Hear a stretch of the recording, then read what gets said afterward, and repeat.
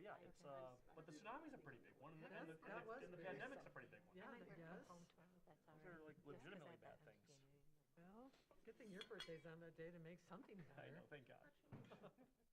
March 11th. Kelly, so all my dog sitters were busy. I was like, so Dave's son, Kelly's husband, he's super excited because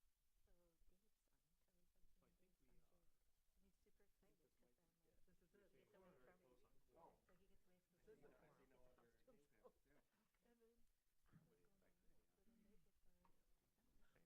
Oh, honest coat too, like you said? Oh, to a different place. Shall we? Yeah, we're ready. All right, then call to order the regular meeting of the Traverse City Light and Power Board for Tuesday, March 11th, 2025. Please rise for the Pledge of Allegiance.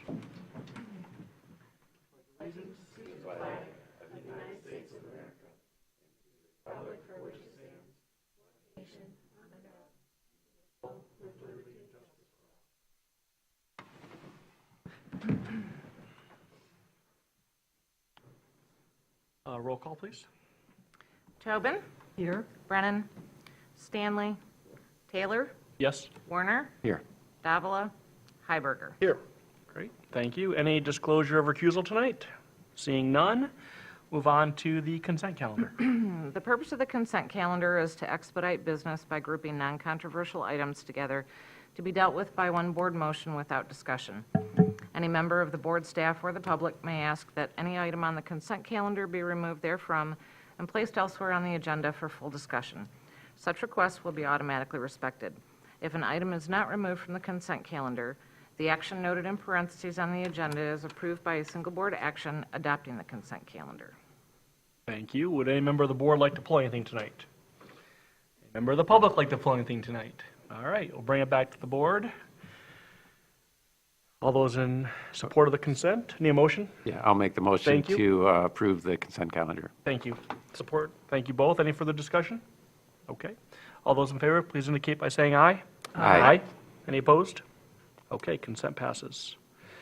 No unfinished business. We'll move on to new business item A, low-income program planning.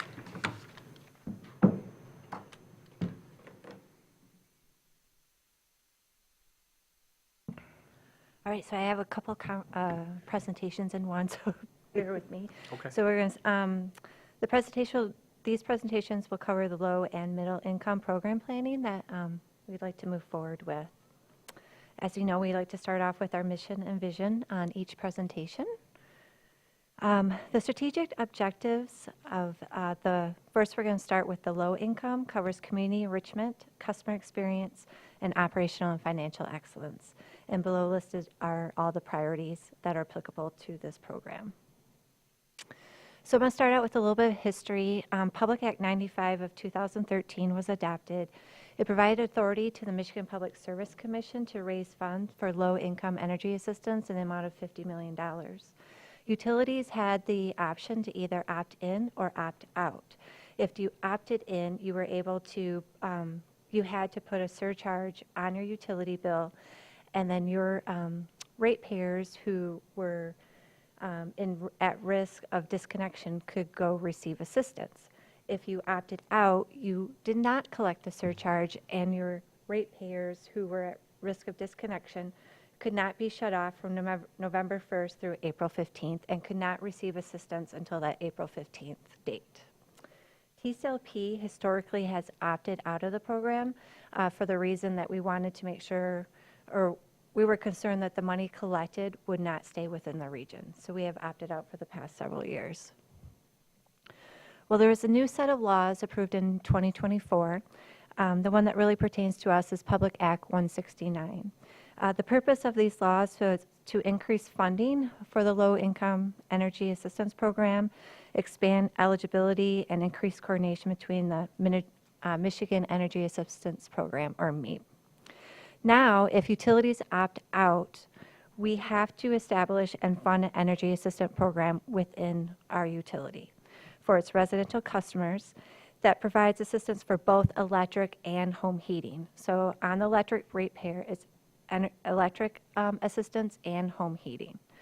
And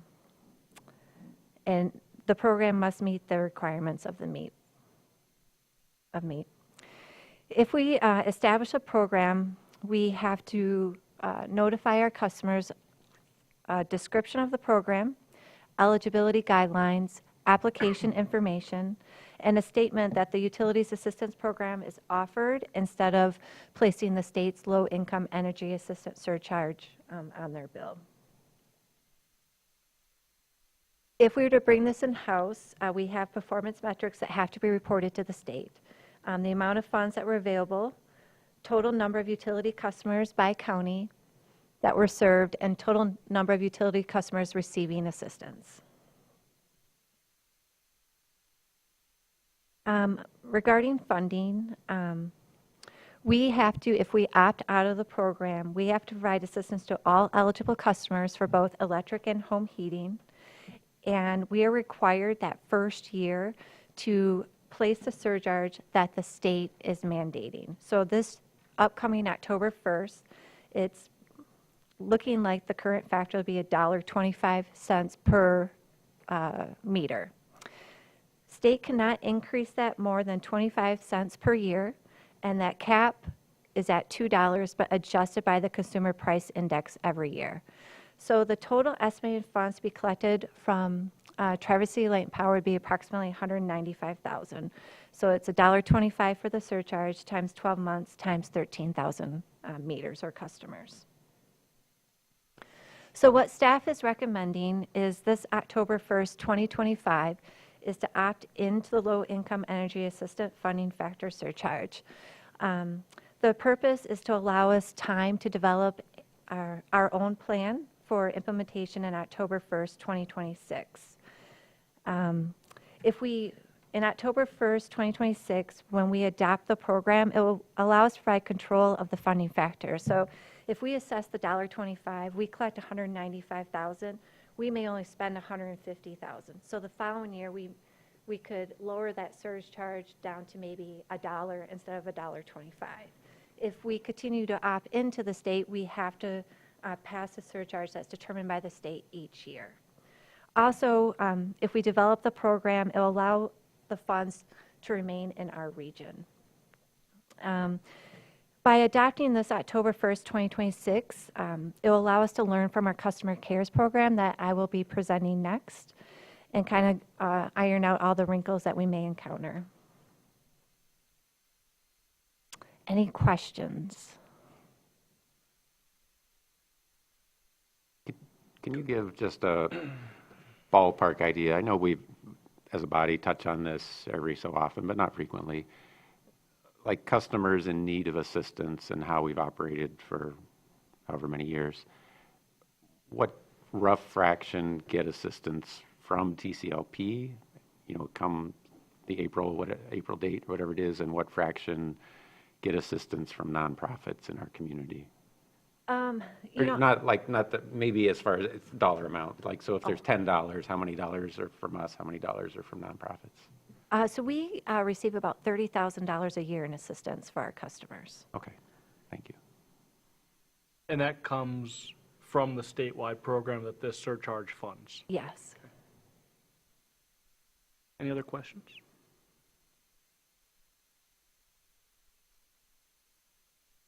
All right. If there's a motion. Great. Someone like to make the motion? I'll move that the Light and Power Board approves to opt in and participate in the statewide low-income energy assistance fund for the period October 1, 2025 through September 2026, and assesses the low-income energy assistance funding factor of $1.25 per month for all customer classes, approves to opt out of the following years, and authorizes the executive director to execute all necessary documentations on behalf of the board. Thank you. Second. Thank you. Any further discussion? Any public comment on this issue? All right. Bring it back to the board for a vote. All those in favor, please say aye. Aye. Any opposed? Okay, the motion passes. Aye. Thanks, Carla.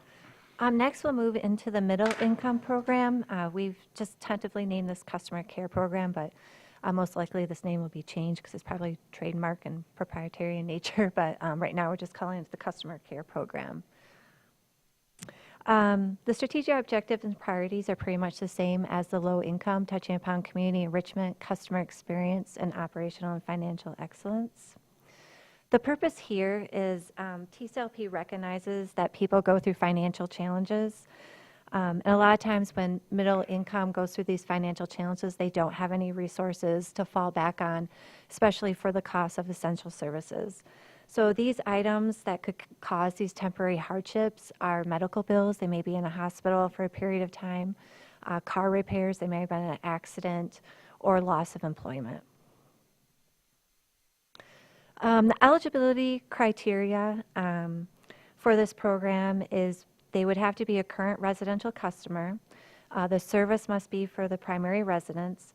The utility must be 60 days past due. The applicant can have received other assistance within the past 12 months. They must demonstrate temporary financial hardship.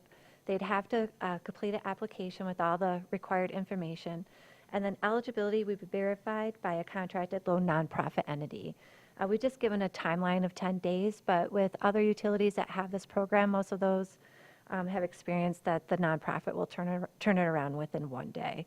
But if it does take longer, we would obviously put that customer's account on hold. We'd like to start out with the assistance at $300 per account. What that is basically the average electric ratepayer's electric bill for 2 months, and then 1 gig of service for fiber for 2 months. The assistance, as mentioned earlier, would be one time a year.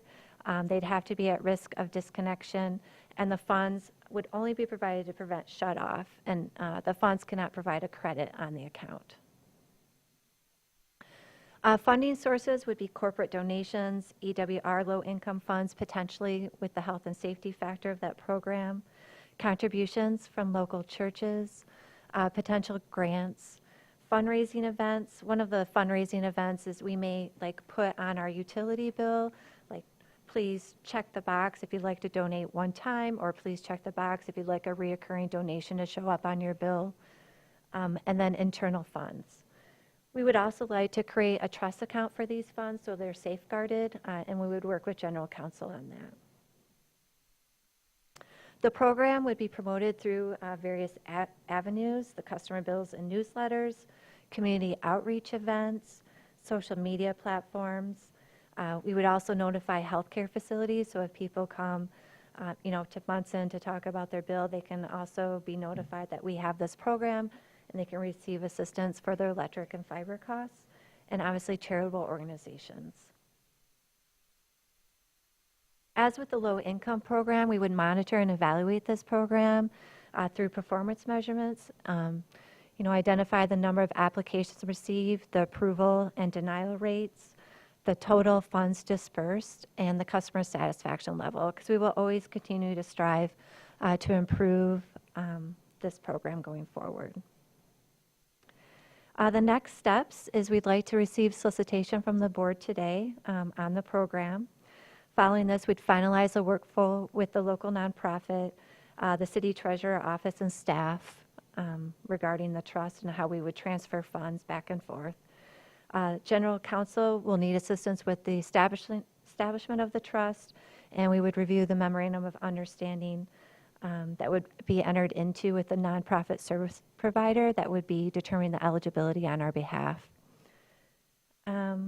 And then we would come back for board approval for execution of any necessary documents, such as the trust and possibly the memorandum of understanding. Then we would prepare communication materials, implement program, and then continue to monitor and evaluate. And this was a collaborative effort between Kelly, Jennifer McKinley, the customer service manager, and then Sherry Polite, the collections clerk. So I just want to thank them for their efforts towards this program. Thank you. Questions or comments? Can you Paul? remind me the shut-off time period? So this is 60 days overdue. We've got 10, there's the application process, there's time to verify eligibility. Where does that fall into where someone might have their service shut off if they didn't end up getting assistance in that? Yeah, so they get a disconnect notice at 42 days. Then what I and then a notice 7 days later. I used to call it the hang tag, but I know that's something new. You're right. Yeah. My old days. And then we have like 7 days. So usually people call during the hang tag process. And so at that time, we would refer them. So that would give them about 7 days, to apply, resolve, any questions and so forth. And then it would be determined like at that shut off date if, we can receive funds from the